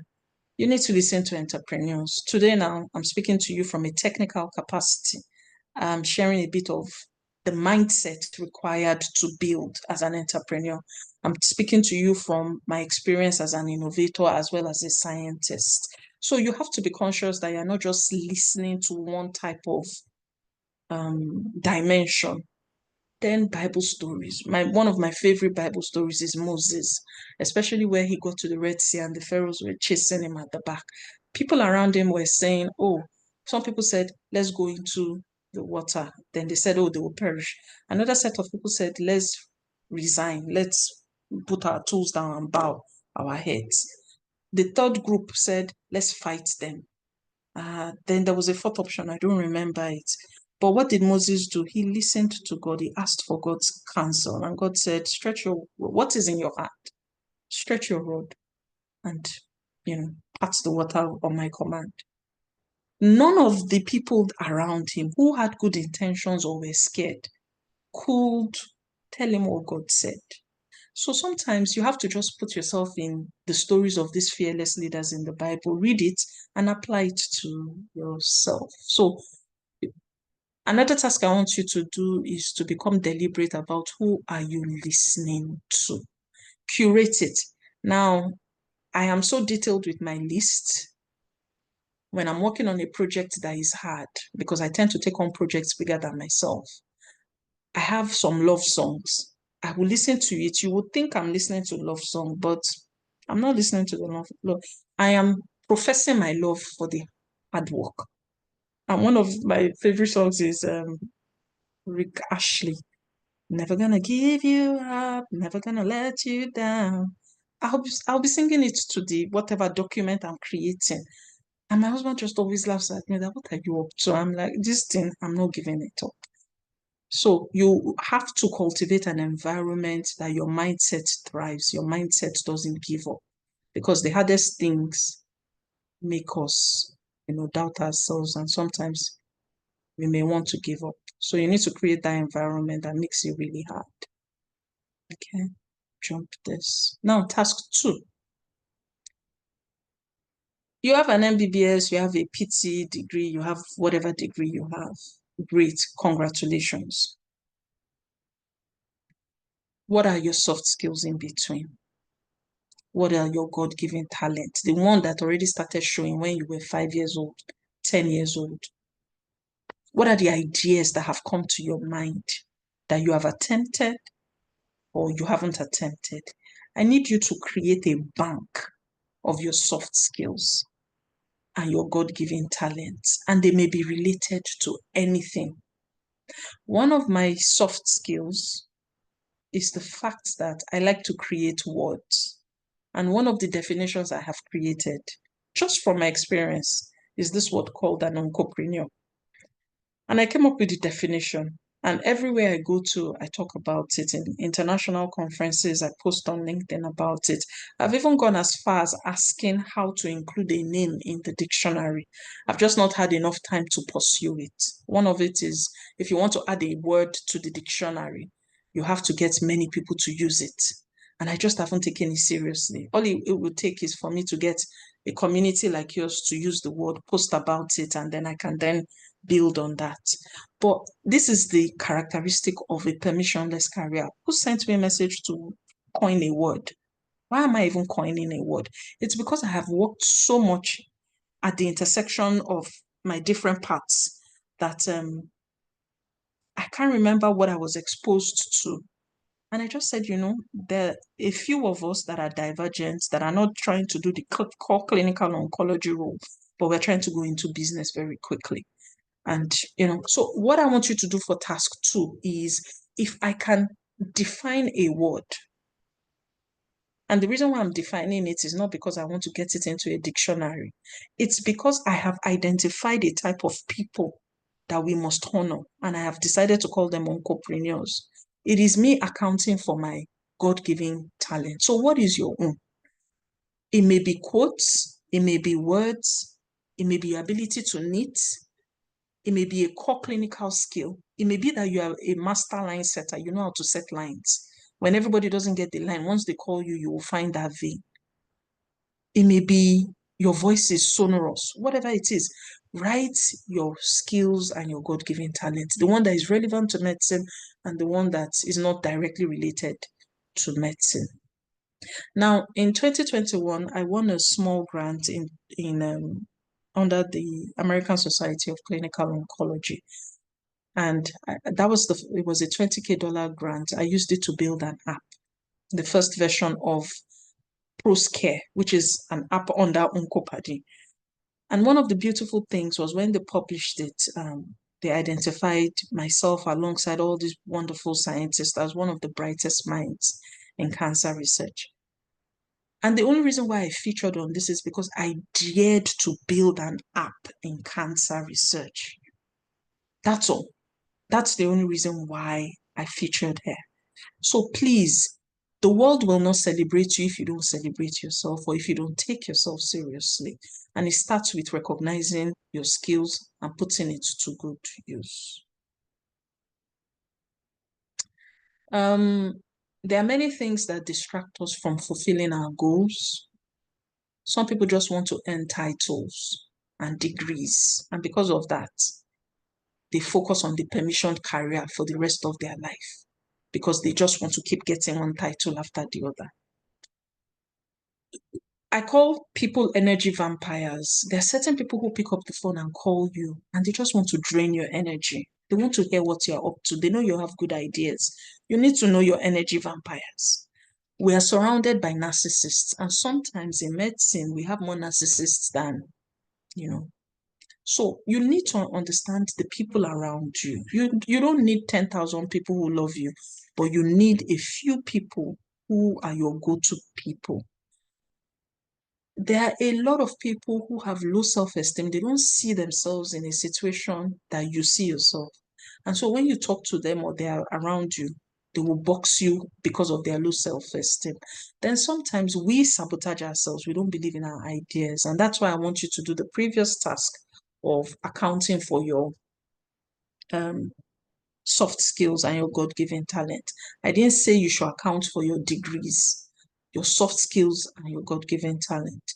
Now, over the years, because I have mentored several people from medical students to CEOs to scientists, and I have also been very reflective of my career, I've worked with people on their purpose, and I have worked with people who don't even understand the meaning of purpose.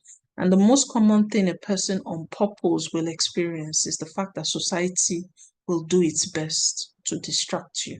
So I want you to have a discerning spirit. It's 3 Ds.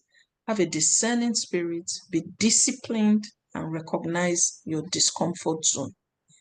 Anything that scares you, you know that fear that comes with you want to present. Well, I don't know if it happens to you, but it happens to me. Even if I'm going to present this week, I'm still going to have the jitters. I usually don't eat before presenting because my tummy will just go. Woo.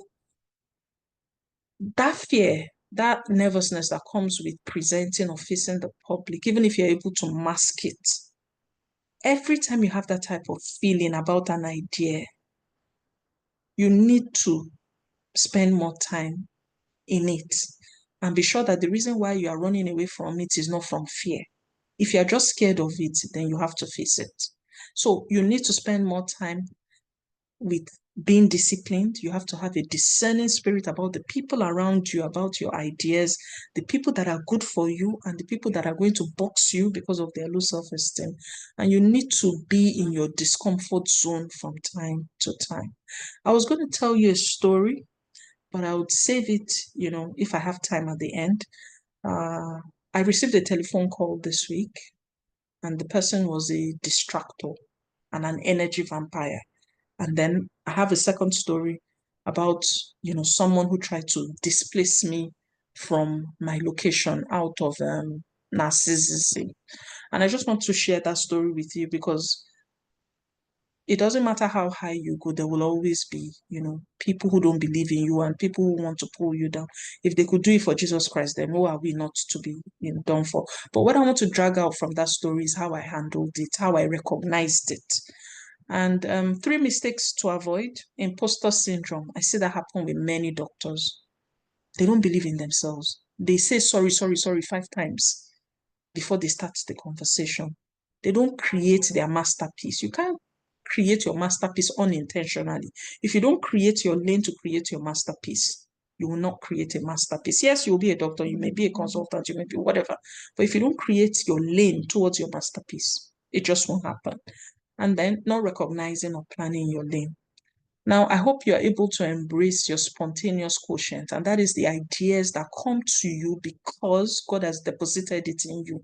You're the only one that can think of it. I'm the only one that can come up with a definition for oncopreneur because of my unique experience. Another person will come up with a definition of something else because of their own experience. You must understand your growth zone. For those of you who understand bodybuilding, you know that the only reason why your muscles will begin to, bulk up is because you are eating a lot of protein and you are engaging in strength training exercises, maybe 3 to 4 times in a week. It is about you getting the muscles active, a bit of injury that comes with the healing process, and then the muscles bulk up. You know that physiology thing. But your muscles will not grow if you are not taking enough protein and if you are not stressing it. It is in the resting period that your muscles grow. So what is the stress triggering your growth? That is your growth zone. You cannot expect to have muscles if you don't stress. Then you have to be clear on your masterpiece. It may not be clear to you now, but you have to start thinking and investing in it. write your self story and tell it to educate and inspire people. Your story is unique. Your pain can be converted to purpose. You don't need permission to discover your permissionless pathway. And this comes as your God-given talent, your story, your childhood, your dreams. It's an intersection, and it's in keeping with your tagline, caring for the whole man, your spirit, your body, and soul. How many hours do you spend a day, a week? And how many hours do you spend investing in your man, in your body, in your spirit, and in your soul? And that is something you have to invest in to become who you are born to be. And so I wanted us to do this exercise, but because of time, map out your vision. Your vision is where you see yourself at the point of retirement. Your mission is how you are going to achieve your vision. There's a bit of interference. Okay. And then your core values are the characteristics that make you who you are. And a lot of times your characteristics are natural to you. Examples of, like my own core value, one of it is freedom. I like to be free. Creativity, I am constantly creating. It is not a definition, it's not a title, it's not about my experience, it is about who I am. And these are the values that will help me, that will take me through my mission. These are the characteristics that will ensure I stay on course. Then it's important to write your goals. Your 1 year goal, that's the 2026, your 5-year goals, 2030, and your 10-year goals, that's 2035. And usually you can, because there are many dimensions to life, you can write three goals per dimension. We have the physical, we have the spiritual goals, we have the financial goals, and so on and so forth. I'm so sorry I've run out of time, but this is the framework I told you about earlier. When you want to get engaged in projects. So for example, I call it the 3 Ps. The first P, please, can you mute your mic? Okay, so I put up some examples of projects here. 3 Ps framework. People. Who are the people you serve? If you work on a project, how will humanity benefit from it? What is my profit? And what are the professional development milestones? What will I achieve? So anytime I run through a project, I always ask these 3 questions. And for example, CMDA, I was thinking, how would I impact people? In my mind, I said I would just share a message that I hope opens the heart of the 100+ doctors that will be on the call.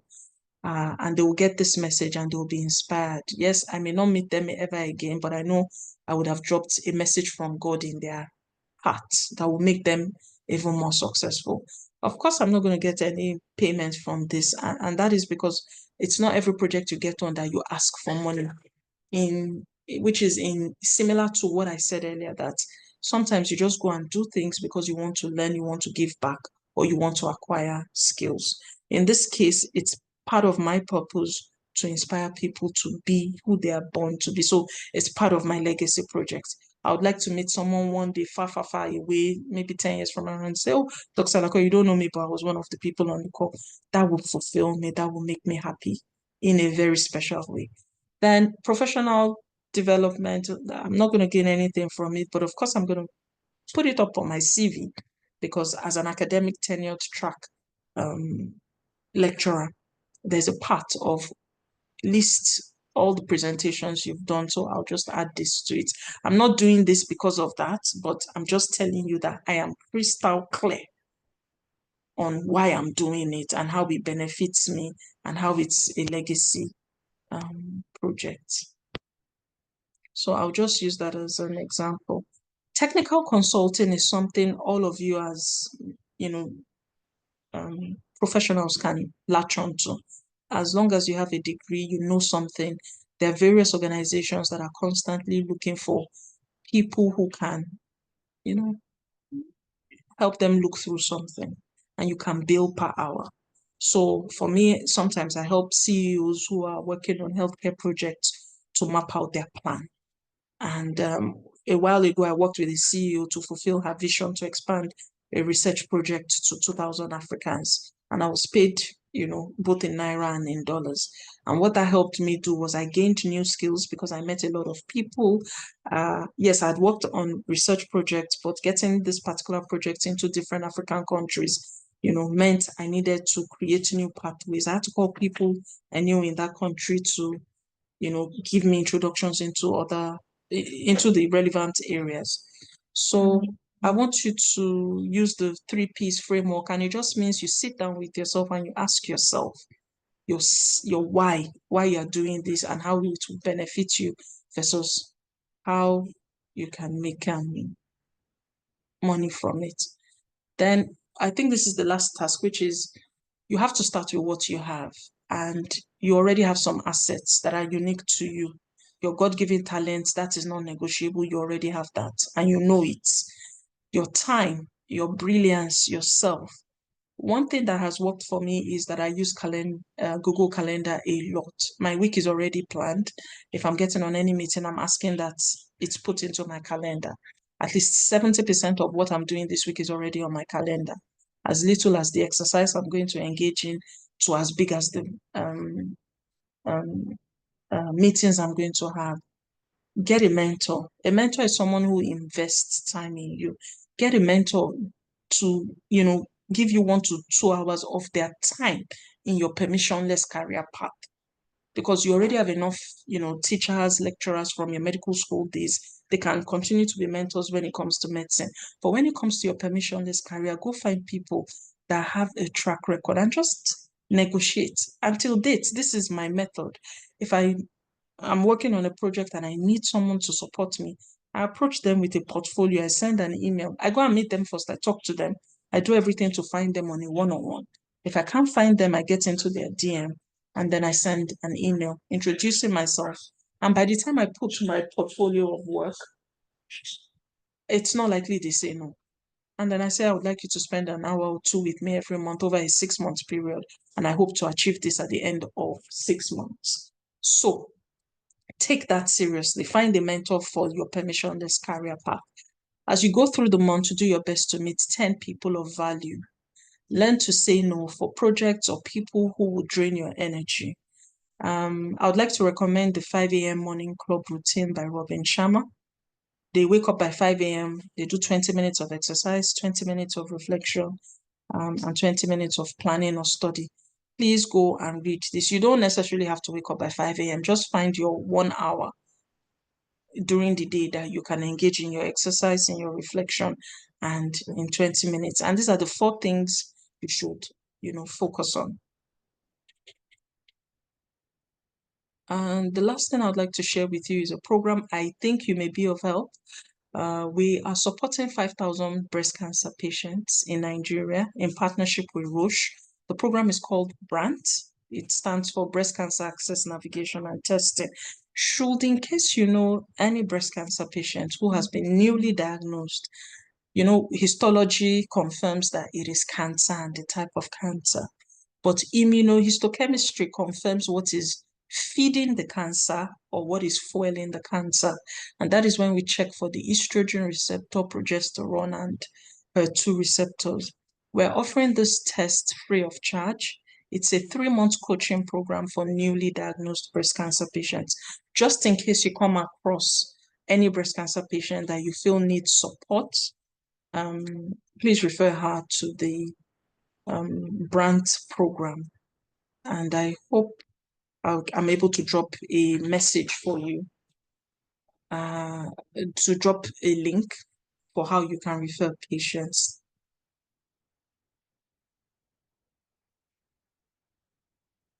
So thank you so much.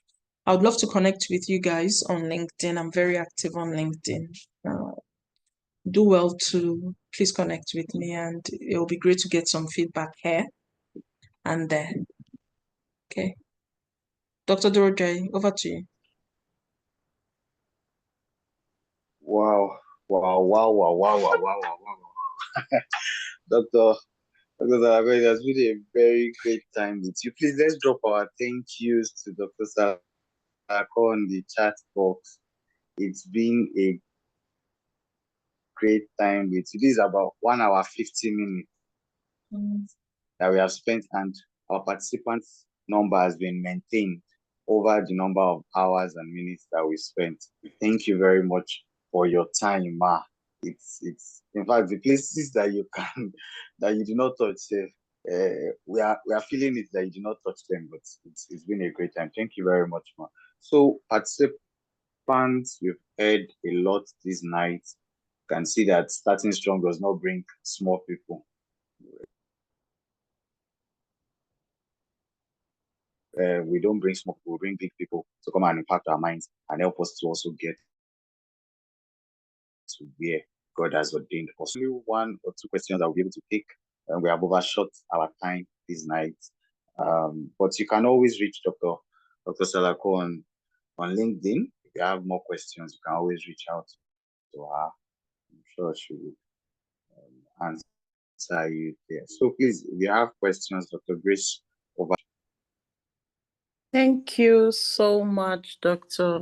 Salako, for this time. It was such an impactful time. And believe us when we say that this was a masterclass. We hardly have this level of retention from the beginning of a meeting to this time. And we're so grateful for all the insights that you have shared. As I said, this is a master class, and we just need to go and ruminate over everything that we've learned. Also, considering the time that we've taken, we would also want our speaker to go and rest. So we'll take announcements, and all the questions I received from the participants have been answered in the course of the lecture. So everyone who registered, we're sending you the recordings of this session, and you're going to be able to listen over and again and assimilate everything that has come out from our DMM this evening. So thank you very much. Dr. Femi, please, 5 minutes, and we should be out of here. Thank you. All right, I think that Dr. Femi has left it for me to wrap up. Thank you, everyone, for staying through. If you have not registered, please do well to leave your email address so that you can get the recording of this meeting sent to your inbox. We're going to be sending you an evaluation form shortly after now for you to tell us exactly how this session impacted you. Please note that the email that gets to you from the training CMDA platform is a response worthy email. So feel free to send your response if this program, not if, we are sure this program has been of great impact to you. Feel free to share that testimony with us. And also, Dr. Salako would love to hear feedback, how you have been able to take on from the task that has been shared with us tonight. I'm sure she is happy to learn about them. So please feel free to send us feedback, and we would also in turn share with her.